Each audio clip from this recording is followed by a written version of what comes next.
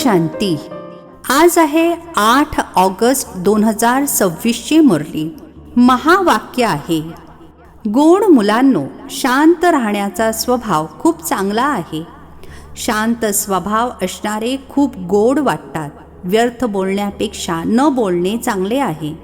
प्रश्न आहे, कोणत्या मुलांवर सर्वजण प्रेम करतात? स्वतःला सुरक्षित ठेवण्याचे साधन कोणते आहे? उत्तर आहे, जी मुले सर्वांची खूप आवडीने आणि प्रेमाने सेवा करतात त्यांच्यावर सर्वजण प्रेम करतात. तुम्हाला कधीही सेवेचा अहंकार येता कामा नये. बाबांकडून ज्ञानाची कस्तुरी जी मिळाली आहे ती इतरांनाही द्यायची आहे. सर्वांना शिवबाबांची आठवण करून द्यायची आहे. या आठवणीच्या यात्रेद्वारेच तुम्ही अत्यंत सुरक्षित राहाल. जितके आठवणीमध्ये राहाल तितका आनंद मिळेल आणि मॅनर्स देखील सुधारत जातील. ओम शांती. रुहानी बाबा बसून रुहानी मुलांना समजावून सांगत आहेत. शिकवण देऊन किती हुशार बनवतात. शिक्षण देखील सोपे आहे ना. ते आहे स्थूल शिक्षण आणि हे आहे सूक्ष्म शिक्षण. तुम्ही मुले जाणता की हे शिक्षण बाबांशिवाय इतर कोणीही शिकवू शकत नाही. बाबा आलेच आहेत पवित्र बनविण्याकरिता आणि शिकविण्याकरिता. एम ऑब्जेक्ट समोर उभा आहे, तर अशा बाबांची आठवण करून आनंदाने रोमांचित झाले पाहिजे. मुले हे देखील जाणतात की दिवसेंदिवस आपल्याला शांतीमध्येच जायचे आहे. शांती तर सर्वांना खूप आवडते. मोठ्या व्यक्ती जास्त बोलत नाहीत आणि मोठ्या आवाजात देखील बोलत नाहीत. तुम्ही खूप खूप मोठी माणसे बनत आहात. खरे तर तुम्हाला माणसे म्हणता येणार नाही. तुम्ही तर देवता बनत आहात. देवतांचे बोलणे फार थोडे असते. तुम्हाला देखील जर देवता बनायचे आहे तर टॉकीमधून बदलून सायलेन्समध्ये राहण्याचा अभ्यास करा. शांत राहणाऱ्या विषयी समजतील की यांचे स्वतःवर अटेन्शन आहे. जेव्हा की तुम्हाला शांतीधाममध्ये जायचे आहे तर मग खूप हळू आवाजात बोलायचे आहे. हळू आवाजात बोलता बोलता शांतीधाममध्ये निघून जायचे आहे. जितके तुम्ही शांतीमध्ये राहतात तितकी शांती पसरवता. तुम्ही खूप शांतीमध्ये राहिले पाहिजे. मोठ्या आवाजात बोलणे चांगले वाटत नाही. क्रोध देखील चांगला नाही. मुलांमध्ये कोणतेही विकार राहता कामा नये. पाहायचे आहे, मी कोणाशी भांडण तंटा तर करत नाही ना. बाबांनी समजावून सांगितले आहे, hear no evil, talk no evil, see no evil. ज्या गोष्टी तुम्हाला आवडत नाहीत त्या वाईट गोष्टींपासून तुम्ही किनारा केला पाहिजे, अर्थात दूर राहिले पाहिजे. म्हणजे मग दोघांचेही तोंड बंद राहील. प्रत्येक गोष्टीमध्ये दैवी गुण धारण करायचे आहे. कोणी मोठ्या आवाजात बोलत असेल तर त्यांना बोला, शांत रहा, आवाज करू नका. तुम्ही जाणता आपण शांती प्रस्थापित करत आहोत. सतयुगामध्ये शांती असते ना. मूल वतनमध्ये तर आहेच मुळी शांती. शरीरच नाहीये तर मग बोलणार कसे? बाबा मुलांना श्रीमत तर खूप चांगले देतात. समजावून सांगतात, गोड मुलांनो, आता तुम्हाला आपल्या घरी जायचे आहे. टॉकीमधून मूव्हीमध्ये यायचे आहे. तिथून मग सायलेन्समध्ये निघून जायचे आहे. अर्थात साकार दुनियेतून सूक्ष्म वतनमध्ये यायचे आहे. तिथून मग शांतीधाममध्ये निघून जायचे आहे. जो कोणी भेटेल त्याला हाच संदेश द्यायचा आहे. जितके तुम्ही सायलेन्समध्ये राहाल तितके लोक समजतील की हे कोणत्या तरी धुंदीमध्ये आहेत. शांत राहण्याचा स्वभाव खूप चांगला आहे. असे लोक खूप गोड वाटतात. व्यर्थ बोलण्यापेक्षा न बोलणे चांगले आहे. तुम्ही खरे खरे पैगंबर आहात. तुमची सर्वांवर कृपा असली पाहिजे. कृपा करणारी मुले अतिशय शांत राहून बाबांच्या आठवणीमध्ये राहतील. फक्त हा संदेश द्यायचा आहे की बेहदच्या बाबांची आठवण करा तर बेहदची सुख आणि शांती मिळेल. लौकिक पित्याजवळ खूप धन असेल तर जास्त वारसा मिळेल ना. बेहदच्या पित्याकडे तर विश्वाची बादशाही आहे. जी विश्वाची बादशाही दर 5000 वर्षांनंतर तुम्हाला मिळते. तुम्हा मुलांनी सर्वांची अतिशय आवडीने सेवा करायची आहे. प्रत्येकाने सेवेच्या लायक बनायचे आहे. जे इतरांची प्रेमाने सेवा करतात त्यांच्यावर सर्वजण प्रेम करतात. कधीही सेवेचा अहंकार येता कामा नये. तुम्हाला बाबांकडून ज्ञानाची कस्तुरी मिळाली आहे, ती इतरांना द्यायची आहे. एकमेकांना आठवण करून देत राहा की शिवबाबांची आठवण आहे. याने आनंद देखील होतो. आठवण करून देणाऱ्याचे आभार मानले पाहिजेत. आठवणीच्या यात्रेद्वारे तुम्ही मुले अत्यंत सुरक्षित राहाल. जितके आठवणीमध्ये राहाल तितका आनंद देखील राहील आणि मॅनर्स देखील सुधारत जातील. तुम्हाला आपला स्वभाव जरूर सुधारायचा आहे. प्रत्येकाने आपल्या मनाला विचारावे की माझा स्वभाव अतिशय गोड आहे का? मी कधी कोणाला नाराज तर करत नाही ना? असे वातावरण कधीही बनू नये की ज्यामुळे कोणी नाराज होईल. असा प्रयत्न करायचा आहे, कारण तुम्ही मुले खूप उच्च अशा सेवेवर आहात. तुम्हाला या संपूर्ण रंगमंचाला प्रकाश द्यायचा अर्थात बळ द्यायचे आहे. तुम्ही धर्तीवरील चैतन्य सितारे आहात. म्हटले देखील जाते नक्षत्र देवता. आता ते सितारे काही देवता नाहीत. तुम्ही तर त्यांच्यापेक्षाही महान आणि बलवान आहात, कारण तुम्ही संपूर्ण विश्वाला प्रकाशित करता. तुम्हीच देवता बनणारे आहात. जसे वर आकाशामध्ये लखलखणारे तारे आहेत. एखादा तारा खूप तेजस्वी असतो आणि एखादा मंद असतो. कोणी चंद्राच्या जवळ असतो. तुम्ही मुले देखील योग बलाद्वारे संपूर्ण पवित्र बनता, तेव्हा तेजस्वी बनता. आता तुम्हा मुलांना अविनाशी ज्ञानरत्नांची लॉटरी मिळत आहे, तर किती आनंदात राहिले पाहिजे. आतल्या आत आनंदाने नाचत राहा. तुमचा हा जन्म हिऱ्या समान गायला जातो. तुम्ही ब्राह्मणच नॉलेजफुल बनता, त्यामुळे तुम्हाला नॉलेजचाच आनंद असतो. या देवतांपेक्षाही तुम्ही श्रेष्ठ आहात, म्हणून तुमचा चेहरा सदैव आनंदाने पुलकित असावा. बाबा मुलांना आशीर्वाद देतात. गोड मुलांनो, सदा शांत भव, चिरंजीवी भव, अर्थात उदंड आयुष्य जगा.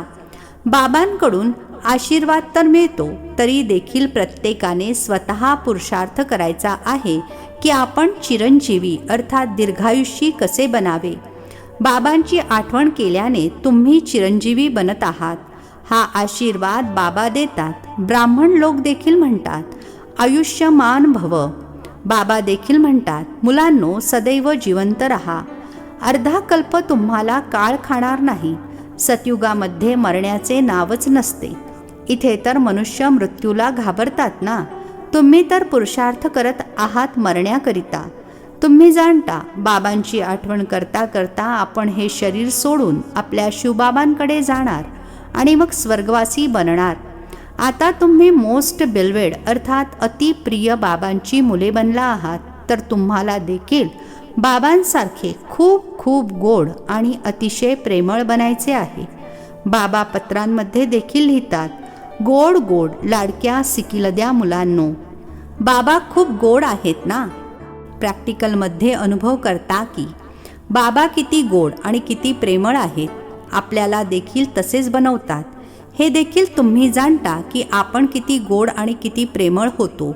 आपणच पूज्यपासून मग पुजारी बनलो, तर स्वतःचीच पूजा करत राहिलो. या देखील अतिशय वंडरफुल गोष्टी समजून घेण्यासारख्या आहेत. तुम्ही मुले जाणता की आमची अर्ध्या कल्पाची सर्व दुःखे दूर करणारे बाबा आता आलेले आहेत. म्हणतात हर हर महादेव. आता ते महादेव तर नाहीत. दुःख तर बाबाच दूर करतील. दुःख दूर करून सुख देणारे बाबा आहेत. अर्धा कल्प तुम्ही खूप दुःख पाहिले आहे. 5 विकारांचा आजार खूप वाढला आहे. या आजाराने खूप दुःखी केले आहे. म्हणून बाबा म्हणतात गोड मुलांनो, हे जे कर्मांचे खाते आहे ते आता ठीक करा. व्यापारी लोक देखील 12 महिन्यांचा हिशेब ठेवतात ना. बाबा समजावून सांगत आहेत, मुलांनो आता संपूर्ण सृष्टीवर पहा, किती घाण आहे. हा आहेच नरक. म्हणून बाबांना नरकाला स्वर्ग बनविण्यासाठी यावे लागते. बाबा अत्यंत प्रेमाने येतात. जाणतात की मला मुलांच्या सेवेमध्ये यायचे आहे. मी कल्पकल्प तुम्हा मुलांच्या सेवेसाठी उपस्थित होतो. जेव्हा स्वतः बाबा येतात तेव्हा मुले समजतात की बाबा आपल्या सेवेसाठी उपस्थित झाले आहेत. इथे बसून सर्वांची सेवा होते. संपूर्ण सृष्टीचे कल्याण करणारे दाता तर एकच आहेत ना.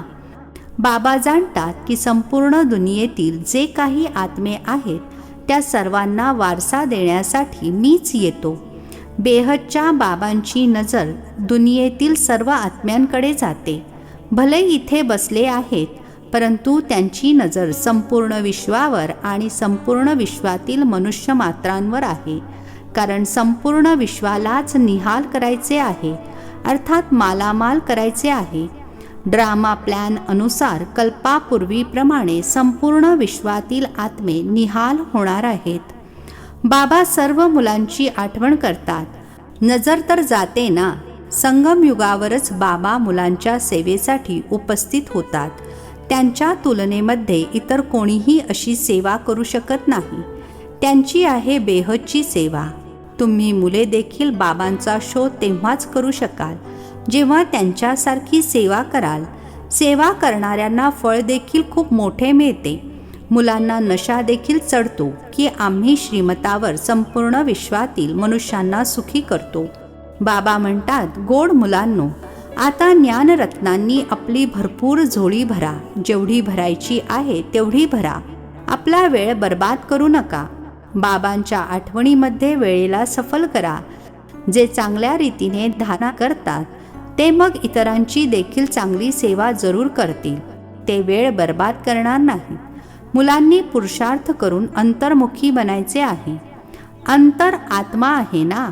हा निश्चय करायचा आहे की बाबा आम्हा आत्म्यांना समजावून सांगत आहेत. सोल कॉन्शियस होऊन राहणे हेच खरे खरे अंतर्मुखी बनणे आहे.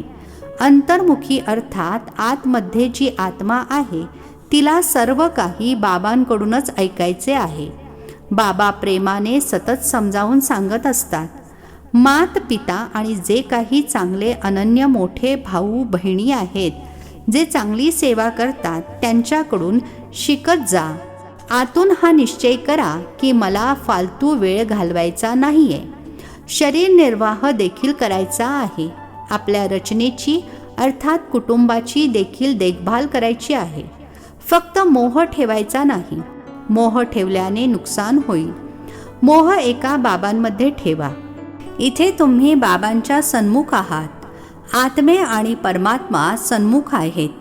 कारण इथे स्वयं बाबा आत्म्यांना शिकवत आहेत. तिथे अर्थात सेंटर्सवर आत्मे आत्म्यांना शिकवतात. या सर्व गोष्टींचे तुम्हा मुलांच्या मनामध्ये मंथन चालले पाहिजे. स्टुडंटच्या बुद्धीमध्ये दिवसभर अभ्यास राहतो ना. तुमच्या बुद्धीमध्ये देखील हा सर्व अभ्यास आहे. हे आहे रुहानी शिक्षण. जे हुशार स्टुडंट असतात ते नेहमी एकांतामध्ये जाऊन अभ्यास करतात. स्टुडंट एकमेकांना भेटतात तेव्हा अभ्यासाविषयीच चर्चा करतात. या बेहदच्या शिक्षणामध्ये तर तुम्ही अजूनच आनंदाने मग्न झाले पाहिजे.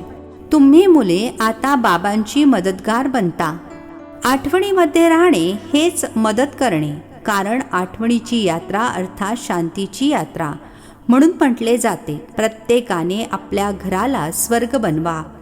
प्रत्येकाच्या बुद्धीमध्ये अलफ आणि बे आहे, अर्थात बाबा आणि बादशाही आहे. अलफची आठवण करा तर बादशाही मिळेल. अजून काहीच करायचे नाही आहे. फक्त स्वतःला आत्मा समजून बाबांची आठवण करा तर राजाई तुमचीच आहे. तुम्ही मुले सर्वांना हाच संदेश देत राहा की बाबांची आठवण करा तर स्वर्गाची राजाई मिळेल. अच्छा. गोड गोड खूप खूप वर्षांनंतर भेटलेल्या मुलांप्रती मातपिता बापदादांची प्रेमपूर्वक आठवण आणि सुप्रभात. आत्मिक पित्याचा आत्मिक मुलांना नमस्ते. आम्हा आत्मिक मुलांचा आत्मिक पित्याला नमस्ते. धारणेसाठी मुख्य सारांश आहे. पहिला पॉइंट आहे, बाबांच्या आठवणीमध्ये आपला वेळ सफल करायचा आहे. हा अमूल्य वेळ कुठेही बर्बाद करायचा नाही. पुरुषार्थ करून अंतर्मुखी अर्थात सोल कॉन्शियस होऊन राहायचे आहे. दुसरा पॉइंट आहे, आता आपण देवतांपेक्षाही श्रेष्ठ ब्राह्मण आहोत. आता बाबांकडून अविनाशी ज्ञानरत्नांची लॉटरी मिळाली आहे. नॉलेजफुल बनलो आहोत तर चेहरा सदैव आनंदाने पुलकित राहावा. मनामध्ये आनंदाने उड्या मारत राहा. आजचे वरदान आहे, मनसा महादानाद्वारे प्रत्येक संकल्पांची सिद्धी प्राप्त करणारे मास्टर सर्वशक्तिमान भव. मनसा महादानाद्वारे प्रत्येक संकल्पांची सिद्धी प्राप्त करणारे मास्टर सर्वशक्तिमान भव. स्पष्टीकरण आहे, जी मुले मनसाद्वारे शक्तींचे दान करतात त्यांना मास्टर सर्वशक्तिमानचे वरदान प्राप्त होते. कारण मनसाद्वारे शक्तींचे दान केल्याने संकल्पांमध्ये इतकी शक्ती जमा होते की प्रत्येक संकल्पाची सिद्धी प्राप्त होते. ते आपल्या संकल्पांना जिथे पाहिजे तिथे एका सेकंदामध्ये स्थिर करू शकतात. संकल्प त्यांच्या वशमध्ये असतात. ते आपल्या संकल्पांवर विजयी असल्याकारणाने चंचल संकल्प असणाऱ्याला देखील थोड्या वेळासाठी अचल अथवा शांत बनवू शकतात. स्लोगन आहे, निरंतर एका बाबांच्या संगतीमध्ये राहा म्हणजे संगदोषापासून वाचाल. निरंतर एका बाबांच्या संगतीमध्ये राहा म्हणजे मग संगदोषापासून वाचाल. हे अव्यक्त इशारे अपवित्रतेच्या बीजाला सुद्धा नष्ट करून संपूर्ण स्वच्छ अर्थात पवित्र बना. कोणतेही विकर्म अथवा व्यर्थ कर्म जर वारंवार होत असेल तर त्याचे कारण आहे, तुम्ही साथीदाराला सदैव सोबत ठेवत नाही अथवा सोबतीचा अनुभव करत नाही. ज्याप्रमाणे शक्ती एका सेकंदाच्या दृष्टीने असुरांचा संहार करतात, तसे कंबाईंड रूपाच्या स्मृतीद्वारे आपल्या आसुरी संस्कारांचा आणि अपवित्र संकल्पांचा एका सेकंदामध्ये संहार करा. अच्छा. ओम शांती. नवनवीन मराठी व्हिडिओज प्राप्त करण्यासाठी सबस्क्राईब करा मराठी गॉडलीवूड चॅनलला.